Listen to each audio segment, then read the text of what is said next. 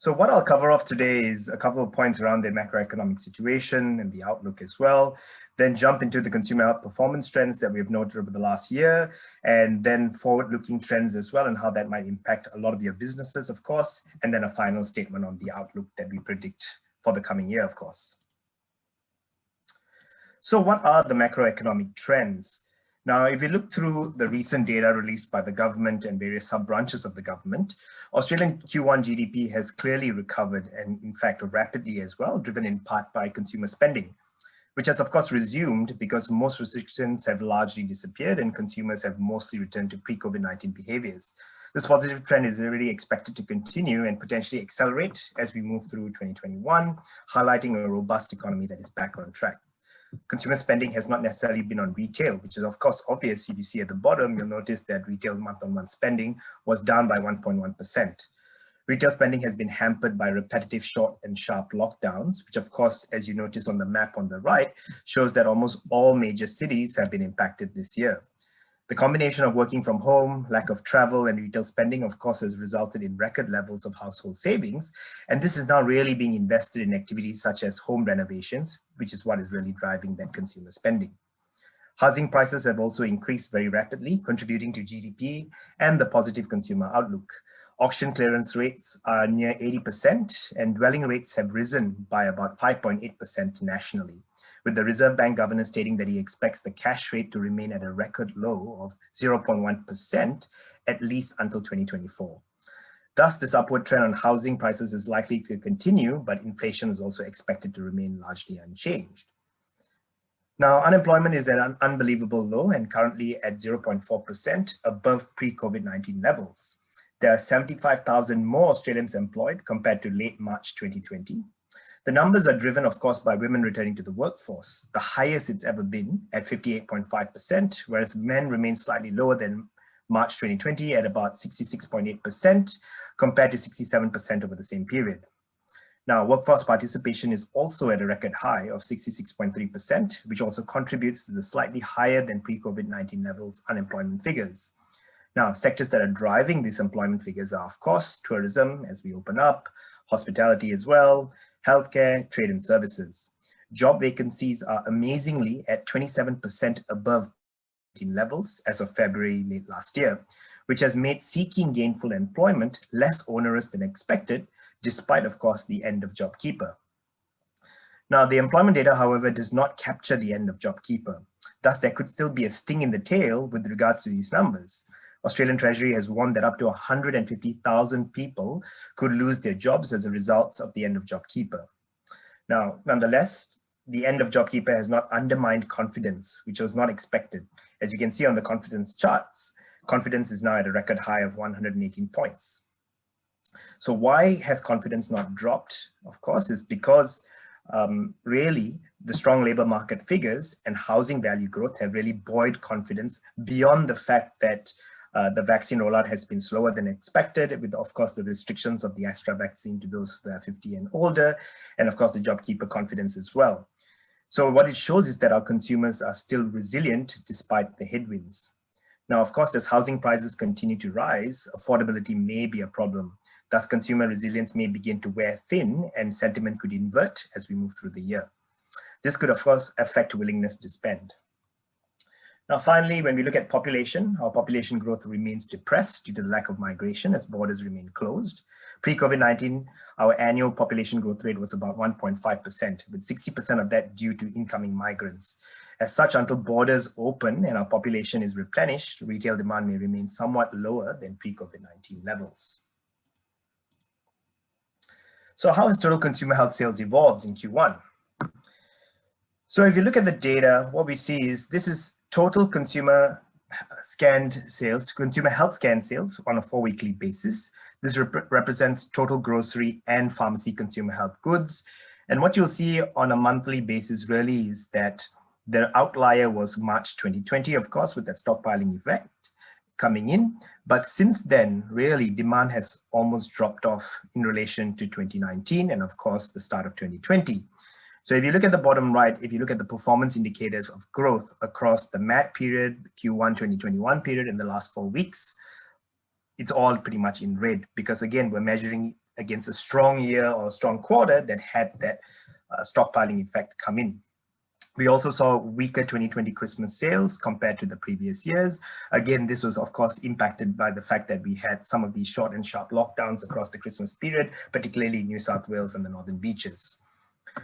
What we also saw pre-2019 was that as the exports cycled out due to the CBEC tax, the grocery channel grew.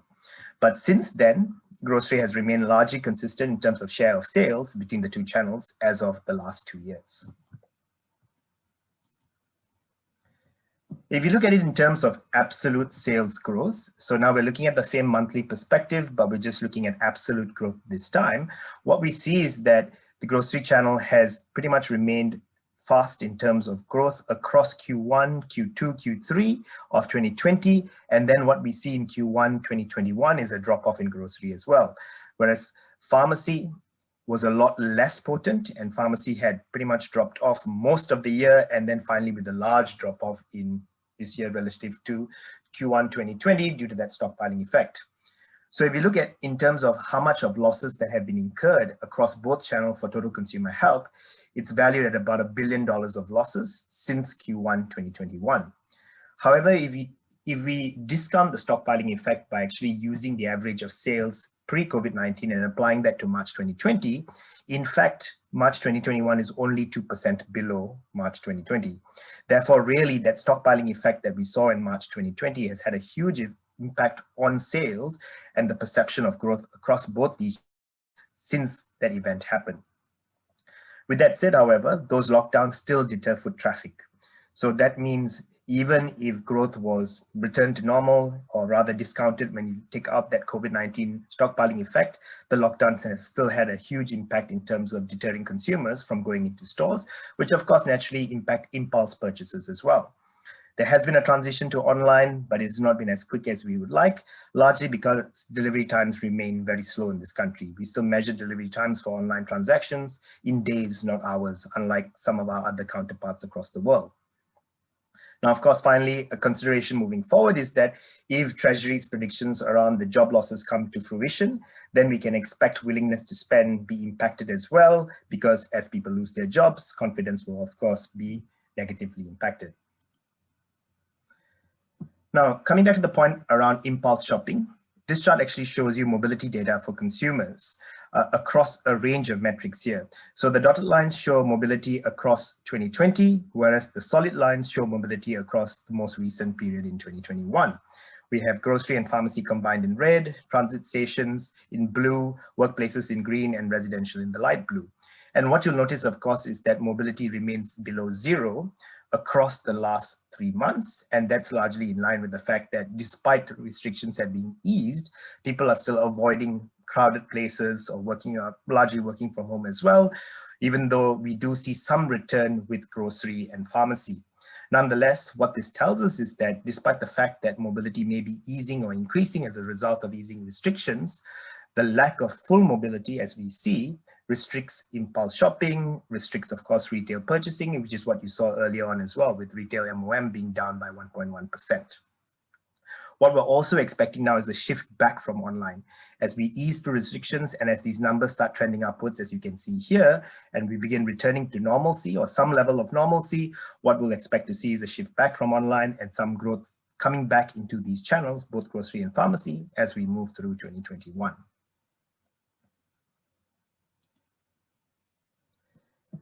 So here we look at the top performers from the perspective of categories in pharmacy for 2021. But what I've done here is excluded March because March has a huge impact in terms of changing all these numbers downwards. But what you see very clearly is that COVID-19 features in terms of why these categories have picked up or what's driving this demand. So with regards to food, slimming aids, which obviously are related to the obesity risk factor, so that can be clearly attributed to a COVID-19 behavioral change, a structural change in the way consumers behave as a result of wanting to mitigate healthcare related issues. There's also issues around the fact that COVID-19 suppressed demand for certain categories such as cough and cold, beauty as well, because people were working from home and lacked the need of those sort of products. There was the slump related to exports in regards to vitamins and baby foods. And finally, of course, We do see some evidence of complacency because personal hygiene is now trending backwards, where in the past it did really, really well, particularly in Q3 and Q4 last year.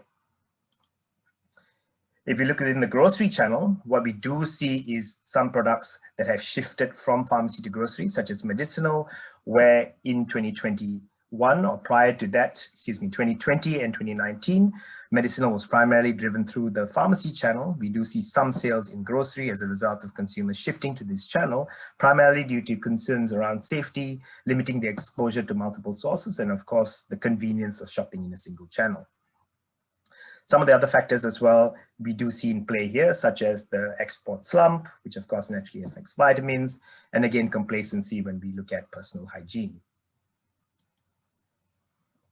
Looking at grocery as a total, what we do see in terms of drivers here is that it's primarily been food-related goods, food, fresh meats, vegetables, and so on. Total FMCG grew by 12.4% in 2020. Of that, it was really a 5.1% average increase on price per volume ratio, which of course is related to the fact that there was more switches to premium and greater consumption overall. Now FMCG grew, online grew 60%, which was led of course by food boxes as more people were experimenting and trying out food boxes and cooking from home. Woolworths represented 50% of all online FMCG. And of that, 50% of total Woolworths online was driven by switches from bricks and mortar, which was cannibalization of its own brick and mortar business as more and more consumers switched to online, particularly with the planned shopping and delivery timelines we talked about. Now, what we also seen is a shift away from consumer. Previously, consumer health goods were in and amongst the top 10. This year, they did not feature, at least, as more people stayed at home and adopted new behaviors around cooking and lifestyle changes. If you look at the drivers in terms of these 10 items that I raised, what contributed primarily here was a lot more new users, particularly in food boxes. As you can see, penetration of new users increased.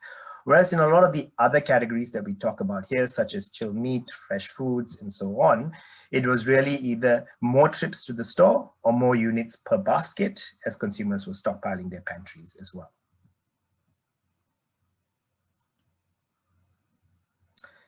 So what are the selected trends that may shape the landscape? Some of the key trends that we've noticed of the year that may inform decisions moving forward. So the first thing to talk about is looking at total pharmacy exports and domestic demand. What we see is, of course, exports have dropped off markedly as a result of border closures. And then, of course, again, the CBEC tax, whose impact is ongoing. We do see a couple of spikes early on in Q1 2020, and that was a result of really consumers exporting items like PPE and safety equipment, immunity products, and so on as a result of COVID spreading. But nonetheless, exports have continued to decline and will continue to do so until our borders open. If you look at some categories that have been particularly badly expected, examples include omega, glucosamine, coenzyme Q10, and so on. If you look at omega, for instance, 46% of omega volume was exported in 2019. It's now only 16% in 2020. So as a result of this, what we can expect is, of course, for many of these competitors who were primarily driven by export demand, they will be shifting their focus to the domestic channel, of course, to drive some of that revenue growth. We can also expect to see NPDs increase in terms of output to really compete for the share of domestic consumers.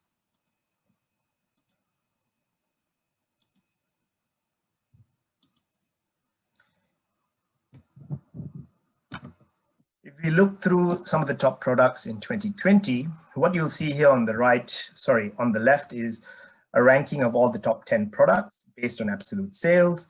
In the middle, the table shows you the growth in terms of percentage through 2020, the second half of 2020, Q4 of 2020, and the first quarter of 2021. What you'll notice immediately is that in almost all cases, growth picked up throughout the year and then has since slowed down in Q1 2021, in line with overall slowing of demand as well. So there was a strong half two, strong Q4, and then a weaker Q1 2021. In some cases, of course, at the bottom, demand has completely dropped off, but that's of course in relation to the fact that some of these seasons are also over, or in the case of IQVIA as well, complacency has returned in amongst the consumer group. Again, a lot of these changes have been driven by the fact that consumers have been focused on healthcare, or health vigilance, as I like to call it, in relation to maintaining some sort of better quality of life as a result of COVID, and of course, in aiming to mitigate the impacts of COVID if they do, or unfortunately were infected by it as well.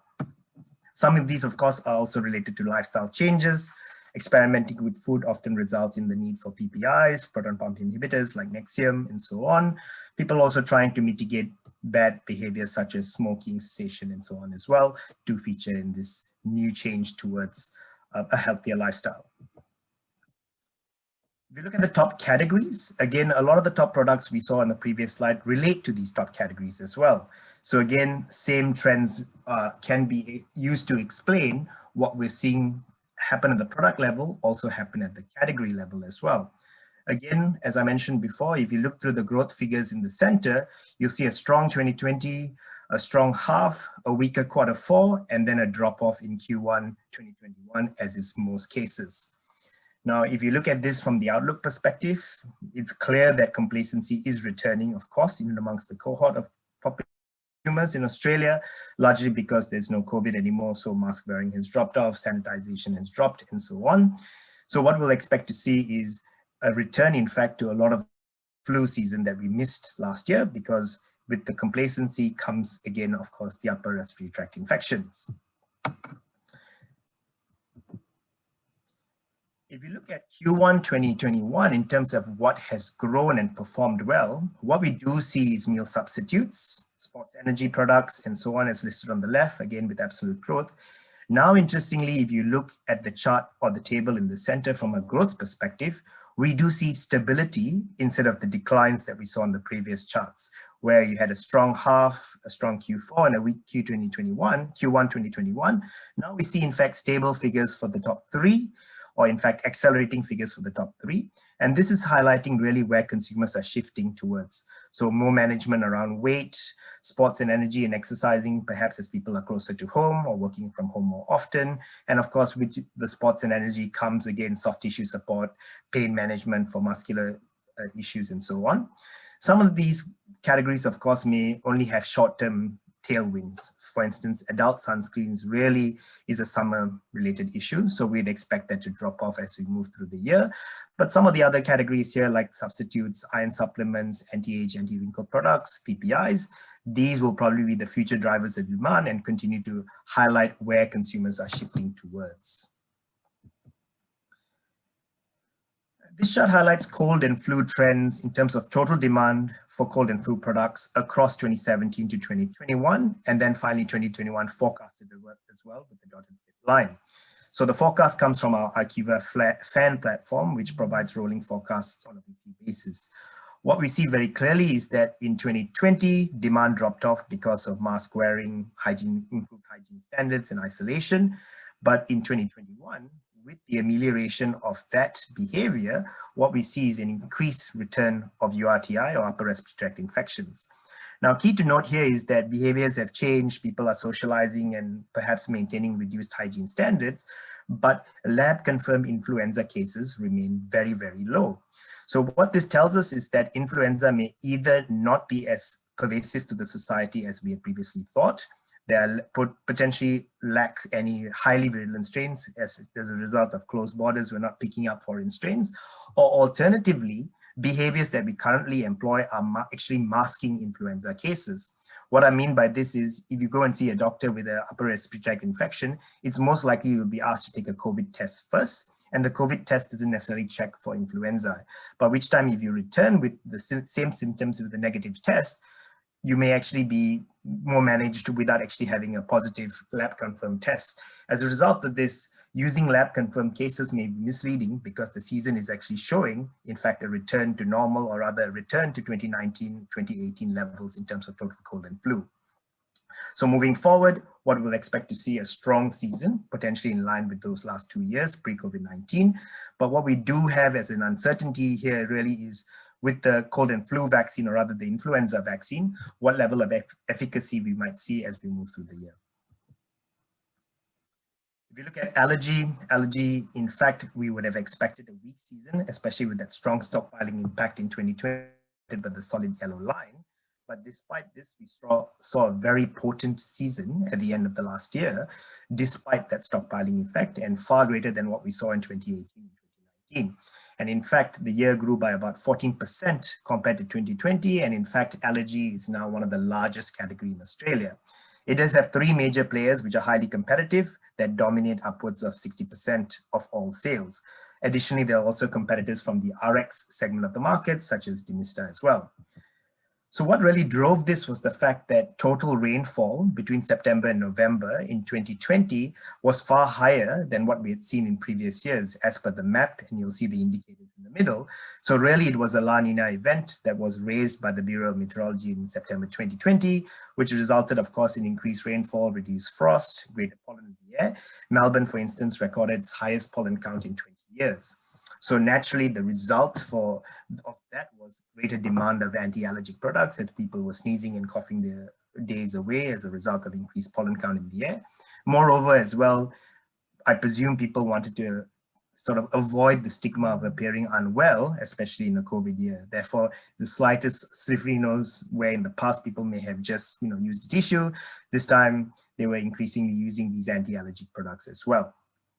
So what we'll expect to see, of course, moving forward is that it is unlikely we'll see a La Nina event this year. So there may be a drop-off in demand. And of course, that appearance of unwell, the stigma associated with that may not be as pervasive this year as well. So it could be a drop in allergy, but probably still in line with historical growth rates in terms of the long-term growth of this category. Finally, looking at beauty. So beauty in itself is valued at over $2 billion in the pharmacy channel. The main segment of the market that has been impacted by COVID has really been the cosmetic section, which is really your lip care products or lip makeup type products or makeup products more broadly in general.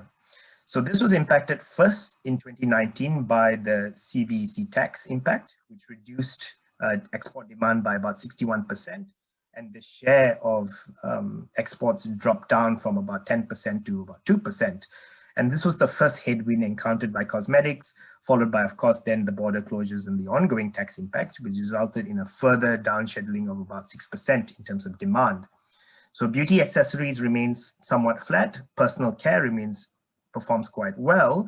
And it's really been cosmetics that has been impacted negatively. So what do we expect moving forward, of course, is as we open up, we will see some either flatness or some resumption of growth, but it's unlikely that cosmetics will return to sort of pre-COVID levels anytime soon, especially as most of our workforce, white-collar workforce at that, is able to work from home, and most social activities do not require that much of consumption of cosmetics goods, especially given that you're likely to only undertake 2 social events per week, whereas you're probably working 5 days a week. So how has COVID-19 changed online pharmacy shopping behavior? What we see, interestingly, is that, of course, with the onset of COVID, particularly in February and April last year, you'll see demand start skyrocketing. Of course, the share of online picked up massively, almost double what we saw in previous years. You'll see the table on the right as well highlights growth across almost every period last year, with now finally we see some slowdown in online as well. So this, of course, is in line with easing of restrictions and consumers shifting back towards face-to-face shopping or retail shopping without the need of online. And I think the biggest impediment that we see in terms of online really is delivery times. The fact that we still measure delivery times in days as opposed to hours is really an impediment. It's often faster for most individuals to walk down to the shops closest to their home to pick up goods than it is to wait for days before the item comes. In terms of top categories that we've seen so far, increasingly beauty and VMS are the biggest drivers in terms of the share of category sales that are online. As you can see, those highlighted in green in the second column or the third column, excuse me, are those where the share of online trade is above the national average in terms of total online trade through the pharmacy channel. So beauty, VMS, beauty, VMS, nutritional goods are all above that share of trade. And really these represent planned purchases where consumers know well in advance they're probably going to buy these goods. And this is where you see particularly planned purchases pick up in terms of share online trade, whereas acute need, such as cough, cold, and respiratory, allergy products, and so on, or even pain medication, these remain well below the national average, in part because there is an acute need and delivery times presumably hamper that servicing of need with an acute immediate need. So finally, what is the outlook for 2021 and beyond? From a consumer perspective, we don't see consumers as attentive to health and well-being as they were in 2020. Now, of course, as we ease restrictions, people want to socialize, people want to get out there. They feel that 2020 was a missed year of opportunity, and naturally there is complacency creeping in. We see this in sanitizer sales, we see this in cough, cold, and respiratory figures climbing upwards. So definitely there is a change towards a pre-COVID-19 sentiment and behavior, which really represents some level of stability in the mind of the consumer.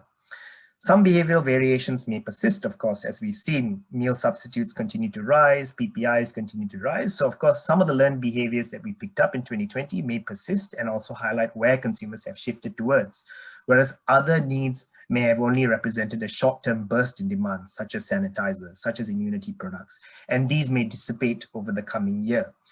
Naturally, however, if we do not see COVID subside, if the variants take hold, if the vaccination program doesn't result in the ideal outcomes that we're all hoping for, and lockdowns continue and so on, we may see those burst demand categories that we saw in 2020 pick up again. Now, the channel evolution has slowed. What we saw last year was a huge shift towards grocery, and that has since slowed. What we saw, a big pickup in online, has also slowed as well, as consumers sort of return back to some of their pre-COVID-19 behaviors, which really highlights some semblance of normalcy for many people. Now, of course, if pharmacies can administer COVID-19 vaccines, we still do not know this yet, despite the fact that we have been told, no, it's not going to happen. It may happen if popular sentiment shifts for greater demand or greater uptake of vaccine faster than currently is available. This may be made available through pharmacies. And if this happens, then of course, naturally, there will be new opportunities for many of the manufacturers. Now, certain categories may have a very long road to recovery, if at all. Cosmetics is one example, wherein as long as we're able to work from home, stay at home, and avoid a lot of our activities outdoors, there may not be a need for cosmetic products, not to the same levels that we saw in the market pre-COVID as well. Now, other categories, of course, may be highly dependent on new behaviors, such as PPIs, as we've seen, such as weight loss, or all behaviors coming back into the market, or of course, limited restrictions. And what this alludes to, of course, is the cough, cold, respiratory story, where it disappeared last year, but has since picked up this year. Some categories may no longer be perceived as essential. Examples are glucosamine, for instance, joint care products. These were in high demand pre-2019. These categories have since slowed down, despite the fact of exports, of course, disappearing. If you look purely at domestic demand as well, it's nowhere near what it was. Now, some of this could be people avoiding retail settings because these categories tend to have an older cohort of individuals who are more at risk of COVID. They may be avoiding shopping in the retail setting. They may also not have access to the internet or not be internet savvy. This could be part of the reason why there may not be demand as well. But nonetheless, we don't see demand for these categories returning to pre-COVID levels anytime soon. Now, the economic situation may be positive in many ways if you look at GDP, if you look at consumer spending, but nonetheless, there are challenges, particularly with JobKeeper. The end of that has, of course, come. The expectation is that job losses may happen, insolvency rates, particularly for small and medium enterprises, may pick up. We're yet to see the outcomes of that yet, but if they do trend in the direction we're hoping that they won't, this of course could create more problems for us. Now, the slow vaccine rollout may hamper confidence. The consumer confidence doesn't show that yet, but if that persists through the year, that may of course impact willingness to spend as well. And finally, as our borders remain closed, we don't see the influx of migrants, students, suitcase traders, and so on, which we have been highly dependent on over the last couple of years. Now, in their absence, we expect to see slower than usual revenue uptake, demand for these products, and therefore slower than usual revenue sources as well. So with that, I'd like to thank you, and I'm more than happy to accept any of your questions. Sashi, thank you very much on behalf of everybody who's listened. And we got through that technology glitch, so hopefully we're all good. So I hope, I'll just remind everybody that if you want to ask direct a question specifically, you can put it in the chat feature. But Sashi, we've received a couple of questions through email. So the first one would be, what's your opinion about pantry stocking, meaning consumer families? We know in lockdown, people stocked or pantry stocked specifically, but going forward, what do you think is most consumers' response to pantry loading and inventory levels at home? I think consumers will, depending on the level of panic, because we still see stockpiling events occur whenever there's a short snap lockdown. They're not as intense as we saw in March 2020, but they clearly are still occurring. So with that in mind, I would expect if there are more of these lockdowns, there will be some sort of stockpiling, but nowhere near as what we saw before. Now, if you look back at last year, the major items in terms of consumer health goods that were stockpiled were, of course, your pain management products, your cough cold products, your allergy products. All of these products, level of sales have resumed in terms of pre-COVID-19 levels. We don't see that stockpiling effect carry over in that. If the pantries were still loaded, then there wouldn't be a need for these products. The fact that these products are now returning to some level of demand, in fact, demand levels that mimic pre-COVID-19 levels, suggests that their pantries are not loaded in that regard. But of course, as I said before, pantries may be loaded, but nowhere near in the way they would be. Okay. You spoke in detail about exports and the impact of export changes on market demand. Of course, everybody would love to know what's going forward.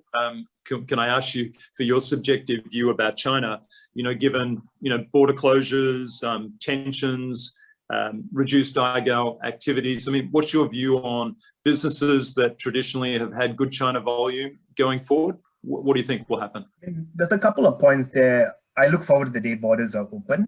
As soon as we see borders open, I expect Australia remains a beacon of attractiveness to many of our Asian neighbors and counterparts. So naturally, as our borders open, demand will resume for goods because consumers will be, foreign consumers will be coming back into the market and picking up items. I think the biggest challenge for suppliers really is how to maintain brand awareness, despite the fact that your major marketing force in the form of Daigou, students and so on are absent from the country. So how do you retain your brand of first choice positioning in the mind of the consumers via their advocates or Daigou and so on, who remain offshore? So that is, I think, the big challenge. Once they come back in, I think then I would expect some level of normalcy probably in 2022. The other big thing for me, which I find quite concerning, is the fact that if you look at last year and with regards to the trade tensions that we saw, China was willing to stop the supply of coal into its own market and basically have cities suffer through a winter just to show Australia its might. That for me is quite concerning, that level of behavior, that they're willing to, basically subject their own population to particular challenges to highlight that they could exercises, from their trade ecosystem. Now, of course, this can be taken to the World Trade Office and so on, WTO and so on, to mitigate these issues or rather make representations on these issues. But nonetheless, it shows that the Chinese government is willing to take extreme steps at the high level. And I'm not sure how that may potentially impact travel. So if our borders open, the Chinese government could potentially say if these conditions worsen or deteriorate further. I mean, we've heard talk in the last week of potential war between China and Taiwan and how Australia might intervene. Now, if it comes to that point, the Chinese government could naturally, of course, say when the borders open, no, we're not going to allow anybody to come into your country. And that may potentially be a problem. Now, that's an extreme situation. And of course, as you said, it represents my subjective views. So I think, if we take the middle ground here, the big challenge would really be how to maintain brand awareness in and amongst a consumer base that is largely absent from your market and absent from your goods and your typical marketing outreach at this point in time. Okay.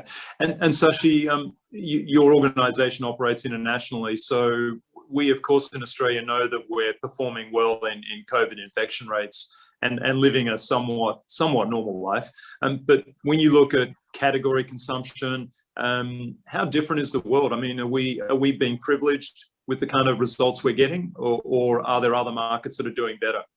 No, we're privileged. We're definitely doing a lot better than many of the other markets.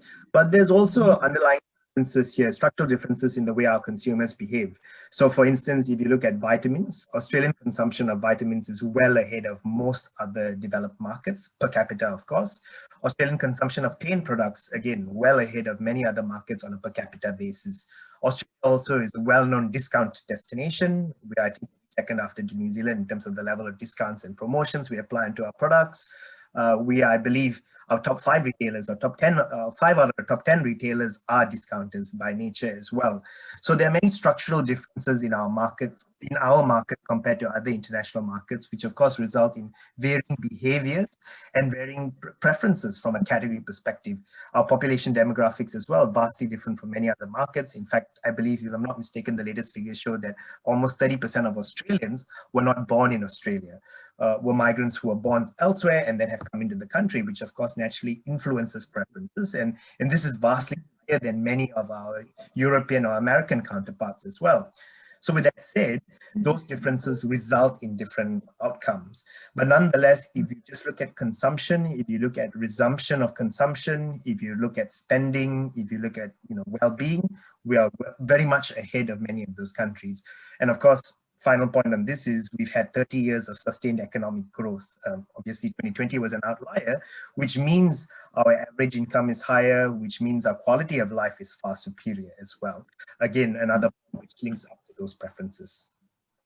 Yeah, yeah, we're fortunate, aren't we? Sashi, let me thank you for your time and appreciate hearing some questions and answers.